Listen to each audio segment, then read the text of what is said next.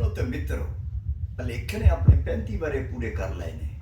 ਪੰਜਾਬੀ ਦੇ ਬਾਬਾ ਸਹਾਫਤ ਤੇ ਸਾਡੇ ਸੱਜਣ ਤੇ ਸੋਹਣੇ ਵੀਰ ਮੁਦੱਸਰ ਇਕਬਾਲ ਭੱਟ ਹੋਰਾਂ ਦੀ ਕੋਸ਼ਿਸ਼ਾਂ ਨਾਲ ਅੱਜ ਪੰਜਾਬ ਵਿੱਚ ਮਾਂ ਬੋਲੀ ਜ਼ਬਾਨ ਨਾਲ ਮੁਹੱਬਤ ਕਰਨ ਵਾਲਿਆਂ ਦੀ ਤਾਦਾਦ ਵਿੱਚ ਚੋਖਾ ਇਜ਼ਾਫਾ ਹੁੰਦਾ ਜਾ ਰਿਹਾ ਹੈ।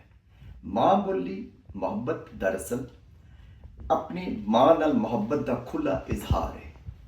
ਅੱਜ ਪੰਜਾਬ ਦੀ ਧਰਤੀ ਵਿੱਚ ਆਪਣੀ ਮਾਂ ਬੋਲੀ ਜ਼ਬਾਨ ਦਾ ਨਾਂ ਉੱਚਾ ਕਰਨ ਵਿੱਚ ਸਾਡੇ ਵੀਰ ਮੁਦੱਸਰ ਇਕਬਾਲ ਭੱਟ ਹੋਰਾਂ ਦਾ ਮੁਨਫਰਦ ਕਿਰਦਾਰ ਹੈ। ਸਾਡੇ ਲਈ ਇਹਨਾਂ ਦੀਆਂ ਕੋਸ਼ਿਸ਼ਾਂ ਮਿਸ਼ਲ ਰਾਹ ਨੇ। ਮੈਂ ਤੇ ਸਮੁੰਦਰ ਪਾਰ ਰਹਿਣ ਵਾਲੇ ਲੱਖਾਂ ਪਾਕਿਸਤਾਨੀਆਂ ਵੱਲੋਂ ਭਲੇਖੇ ਦੇ 35 ਵਰੇ ਪੂਰੇ ਹੋਣ ਤੇ ਅਸੀਂ ਮੁਦੱਸਰ ਇਕਬਾਲ ਭੱਟ ਸਾਹਿਬ ਹੋਰਾਂ ਨੂੰ ਮੁਬਾਰਕਬਾਦ ਦਿੰਦੇ ਹਾਂ। ਭਲੇਖਾ ਅੱਜ ਪੰਜਾਬ ਦੀ ਸ਼ਾਨ ਬਣ ਕੇ ਲਾਹੌਰ ਵਿੱਚ ਚਾਨਣ ਬਣ ਗਿਆ ਹੈ। ਮਿੱਠੀ ਤੇ ਸੋਹਣੀ ਜ਼ੁਬਾਨ ਅੱਜ ਮੈਨੂੰ ਆਪਣੀ ਮਾਂ ਦੀ ਯਾਦ ਵੀ ਦਿਲਾਉਂਦੀ ਹੈ। ਵੇ ਕਾਕਾ ਵੇ ਸੋਹਣੇ ਪੁੱਤਰਾ ਉੱਠ, ਸਾਗ ਪੱਕਿਆ ਹੈ ਤੇ ਖਾ ਲਾ।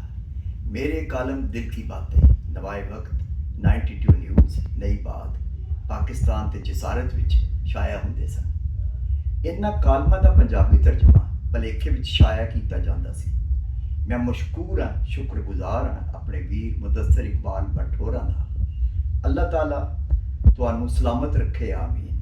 ਪੰਜਾਬ ਦੀ ਸਕਾਫਤ ਵਿੱਚ ਇਨਸ਼ਾਅੱਲਾ ਭਲੇਖਾ ਆਪਣਾ ਕੌਮੀ ਕਿਰਦਾਰ ਅਦਾ ਕਰੇਗਾ।